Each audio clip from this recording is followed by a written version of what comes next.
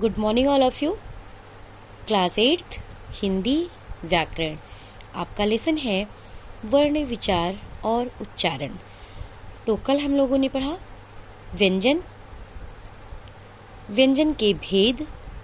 व्यंजन के 3 भेद हुए, स्पर्श व्यंजन, अंतस्थ व्यंजन और ऊष्म व्यंजन।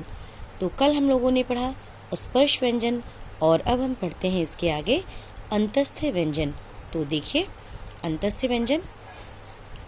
अंतस्थ का शाब्दिक अर्थ है बीच में स्थित होना।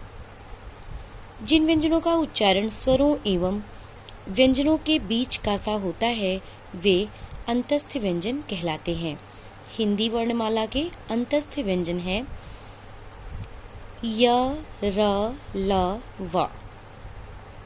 ये अंतस्थ व्यंजन में आएंगे य, र, ल, व। तो देखिए बता रहे हैं अंतस्थ व्यंजन में अंतस्थ का शाब्दिक अर्थ है बीच में स्थित होना। अंतस्थ का अर्थ है बीच में स्थित होना। तो अंतस्थ वर्ण ये बीच में स्थित होते हैं, ये बीच में रहते हैं। जैसे हम ये क ख ग घ ज्ञ च छ ज झ ञ ट ठ ड ढ ढ़ त थ द ध न प फ ब भ म। फिर क्या लिखेंगे य, र, ल, व। तो ये अंतस्थ व्यंजन वर्ण है और ये कहाँ रहते हैं, ये बीच में रहते हैं। तो ये है अंतस्थ व्यंजन य, र, ल, व। तो देखिए आगे ये व्यंजन का तीसरा भेद है ऊष्म व्यंजन।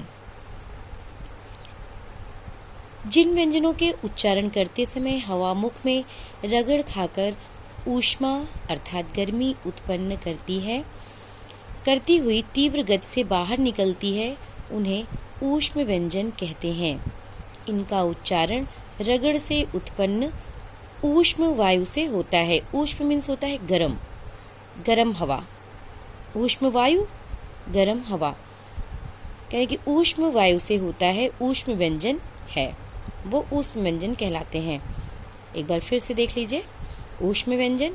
जिन व्यंजनों के उच्चारण करते समय हवा मुख में रगड़ खाकर ऊष्मा अर्थात गर्मी उत्पन्न करती हुई तीव्र गति से मतलब तेज से बाहर निकलती है उन्हें ऊष्म व्यंजन कहते हैं। इनका उच्चारण रगड़ से उत्पन्न ऊष्म वायु से होता है। ऊष्म वायु मतलब गर्म हवा। तो ऊष्म व्यंजन है श, श, स, ह।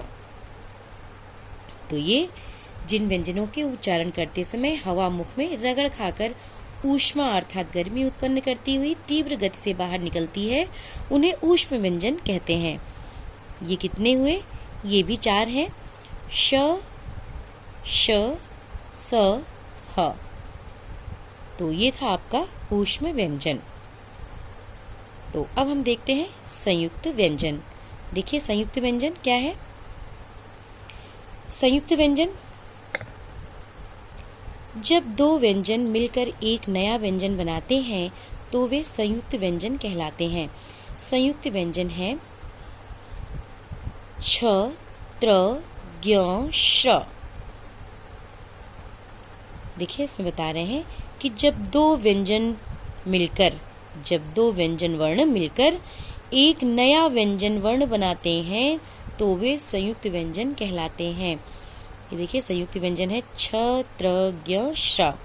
अब ये क और ये श से ये दोनों व्यंजन वर्ण हैं। ये देखिए का में नीचे हम हलंत लगा दिए हैं तो ये आधा का हो गया। तो ये आधा का और ये श ये दोनों मिलकर ये दोनों व्यंजन वर्ण मिलकर एक व्यंजन वर्ण बना दिए छ। इनसे रिलेटेड शब्द देखिए रक्षा, भिक्षा, कच्छा, क्षत्रिय ये है। और ये त्रा कैसे बनता है, त्रा भी 2 व्यंजन वर्णों से मिलकर बनता है। ये देखिए ता और रा, ता और रा व्यंजन वर्णों से मिलकर बना है त्रा। इनसे रिलेटेड शब्द देखिए मित्र है, पत्र है, पवित्र, चरित्र आदि ऐसे ही शब्द। ज्ञ, ज्ञ ये 2 व्यंजन वर्ण से मिलकर बना है। ये भी ज और ञ ये 2 व्यंजन वर्णों से मिलकर एक व्यंजन वर्ण ये ज्ञा बना है। इनसे रिलेटेड शब्द देखिए उदाहरण के तौर पे ऐसे दे दिए हैं ज्ञान, यज्ञ, प्रतिज्ञा, आज्ञा आदि ऐसे ही शब्द। ये श देखिए श श और रा ये दो व्यंजन वर्णों से मिलकर एक व्यंजन वर्ण ये श्रा बना है। इनसे रिलेटेड शब्द देखिए श्रवण, श्रेय, विश्राम, परिश्रम, इसी तरह के ऐसे ही शब्द। तो ये थे आपके संयुक्त व्यंजन। तो संयुक्त व्यंजन में हम देखें जब दो व्यंजन मिलकर एक नया व्यंजन बनाते हैं तो वे संयुक्त व्यंजन कहलाते हैं। तो संयुक्त व्यंजन 4 हुए, कौन कौन से? छ, त्र, ज्ञ, श्र। तो आज बस इतना ही, आगे कल। आज आपका होमवर्क है, क्वेश्चन नोट करिए। व्यंजन किसे कहते हैं, इसके कितने भेद हैं, उदाहरण सहित स्पष्ट कीजिए। नेक्स्ट क्वेश्चन, संयुक्त व्यंजन किसे कहते हैं, ये कितने हैं, उदाहरण भी दीजिए। Thank you.